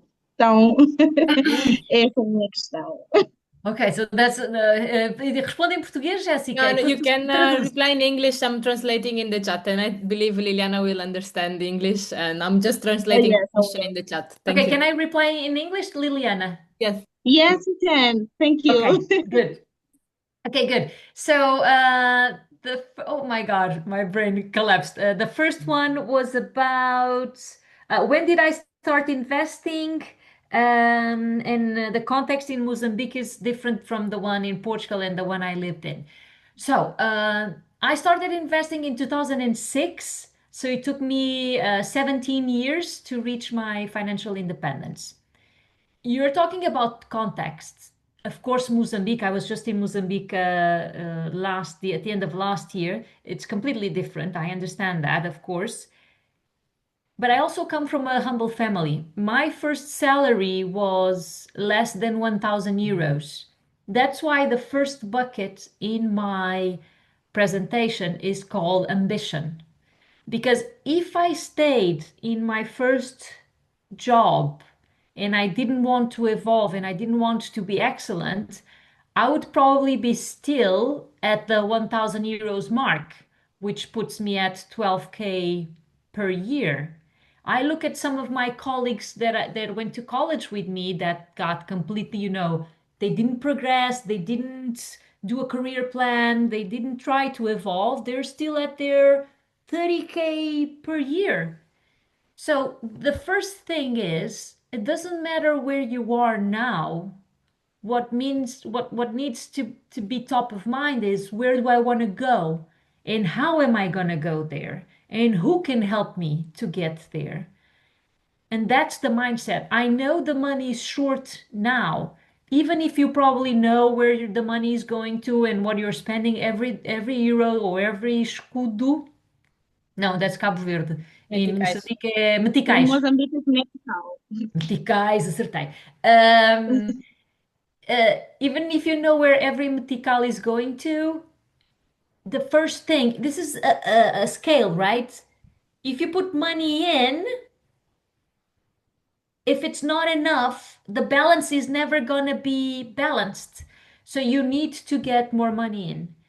Is it through raising in your current job, getting a promotion? Sometimes it's getting a side hustle, getting a second job, getting a side something to get money flowing. But the first thing is really getting the ambition going to get more money into our bank accounts, so then we can move on to saving money and to start investing. Without it, there's no way to go. And then the second one is about the social pressure of us giving up our dreams and by helping our kids and other relatives to achieve their dreams. And where do we put the barrier to make sure that we are successful? And to be honest, I'm probably a very selfish person. Probably I am. But as I said before, I put myself first. Because if I'm not okay, if I'm not happy, if I'm not eating well, if I'm not exercising, I'm not going to be there for anyone else. It's going to be over. Because if I'm always giving and giving to others and putting others first, people who receive, they usually ask for more and more and more. So it's up to us to stop and realize how much are we willing to give and to put ourselves first. So I am very egoistic about my dreams and my ambitions. I love my family. I love my husband. I love my daughter. I will help them in every shape that I can after I make sure that I am well. And that's why the first bucket on my list is myself. And that's why the first breathing thing that you do on the airplane is to you. First, you. And then you choose. Do you want to give up a little bit of your happiness to see your kid happy? Then it's your choice. But I am very, very egoistic about my time and my choices, and I measure them really, really well. I once did this training at Microsoft, which was how to be very egoistic about your time. And I loved it and I apply it to my life. As I said before, and Jessica focused on the beginning of the presentation, time is the most precious asset that we have in our life. It's the best currency that we have. So you need to be very conscious on what and to whom are you giving your time, and if it's making you happy and if it's a priority for you or not. There will always be people that support you, and there is always going to be people that judge you and that don't support your decisions. But at the end of the day, it's your choice to be with those people or not. Matter of priorities. Yes. Thank you, Rita. And we have time for last quick question. We have 9 minutes to the closing of the session. So Lorena, last question. And for the others that we didn't manage to reply, send it to us and we will find a way to get the answer to you. And yes, Lorena. Hi everyone. Hello Rita. Thank you so much for sharing your story. It was really insightful and it was also really nice to see how success is something approachable and human, and the way you told your story made it feel so humane, like approachable for everyone. Uh, so my question is regarding knowledge. You mentioned investing in knowledge, and we are in a very competitive world in which having skills now have a lot of, how can I say, power. And as a 25-year-old woman who is trying to find herself in the work field, sometimes I feel the need to learn more and learn. So I'm applying to every degree that I can. I'm doing so many extra courses, and sometimes it feels that I'm all over the place. And I know that that can also pass a message for the audience that I'm a person that is all over the place. So I want to ask you, uh, how would someone invest in knowledge in in an intelligent and focused way? I know knowledge is important, but you need to also have uh, a structure on investing on it. So yeah. Good. Thank you for that's a really good question. For me, it's like a juggle, right? There are people who can juggle two balls, there's people who can juggle three balls, and there's people who can juggle five balls, a cone, and a parakeet. I can't. I can only juggle two balls. For real, I can only do it with two. I can't do it with any more. It's always good to know our limits. if you believe and if you feel that you're juggling too many balls, it's probably true. And the probability that you're going to drop one, it's very high. So don't try to juggle the balls that you can't. Juggle only the ones that you can. Don't try to be all over the place. We don't need a lot of things and more and more and more to be successful. We need to focus.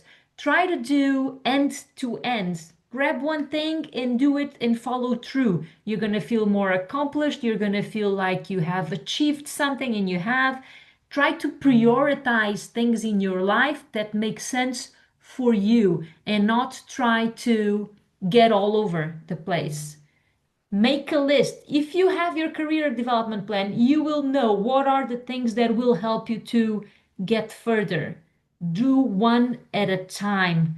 Don't try to juggle them all, because you're going to drop some and then you're going to feel like you don't have it under control. And that's the worst feeling that you can have. So tackle things one at a time. I know they say that the ladies can do several things at the same time. That's just because we need to sometimes, not because we like to. So do one, complete it, feel successful, feel the energy of completing a task and being successful, and then move on to the next one. Make sure that you are prioritizing the things that make sense for the immediate future.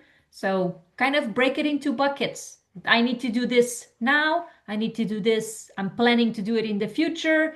And this is never when I have time. Just make sure that you prioritize the things in your life. I guess that's That's last one.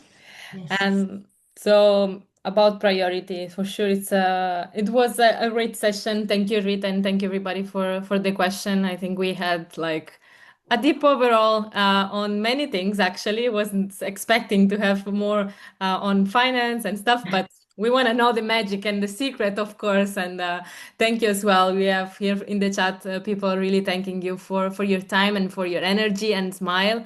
And I would like, and I already share in the chat to ask for feedback, and I'm gonna share as well the QR code. You can give us a little bit how was the first session for you. The format is gonna be more or less the same of this next week, and then on the next week, get ready because we are gonna do this and start working together in realizing. And Andreas and Sonia has an approach that is more deeper into values and really tapping into yourself. So I think you cannot see it because the chat is on the thing. Now you can see it, I guess. So we would like to receive your feedback about how was the session, about Rita, and about overall the experience. And we keep improving. So the beauty of being in a small project, we really care about each one of you. And so if we miss something, please let us know, and we will improve for the next week. And about next week, as I was anticipating, we're gonna have a session about self-leadership with Andrew. There is also expert in self-leadership, and is a global speaker and also an author of books, and he will give us a little bit more an introduction about how we can be more confident and feel sometimes it's a bit different about feeling that we can really build a strong confidence in a different approach, and we're going to see how different people, and then we can find our own way and what works with us, because maybe what works for Rita or for myself or for anybody works for me, but it doesn't work for you. So also validate what is your modus operandi, or what is working for you, and take the inspiration and take the good from other people and the learning. So for sure we're gonna tap into that. And yeah, talking about this, so thank you for the session. And I think I can stop sharing so I can see all of you. Rita, was really a pleasure to be together. Thank you so much for this session. Thank you for having me. Thank you so much. And anybody, if you want to share last words, are you feeling it was a long session. We didn't have even break, but the time just went so fast. And yeah, I hope it was exciting. And we see next week on Thursday. remember at the same time. So because I'm actually gonna support the girls from Mozambique that are here in Portugal at the final event. Also for the people that are in Lisbon, I'm gonna share the event if you want to come and support. I will share with you. So we see each other next week. Katia, you have a question? Yes? Or maybe it's hold hand. Katia? Hold hand? Maybe yes. Okay, so you can open the mic, you can say last words or just a thank you, and yeah. Thank you. Thank you, Thank Rita. It's a you. pleasure. We need to Thank you. energize a little bit more. Thank you. Thank you, It was Rita. really, really Have a amazing. wonderful evening, Yeah. everyone. I'm gonna share the recording on the chat and also with the translation as well for the other languages. So thank you, everybody. It was a pleasure to be together on the first one. See you soon. Yes. See you soon. Have a good night for everybody. Obrigada, Bye bye. Fernanda. Ciao a Tchau, tchau, tutti. bye. Ciao, ciao. Ciao. Buona serata. Beijinhos. Thank you.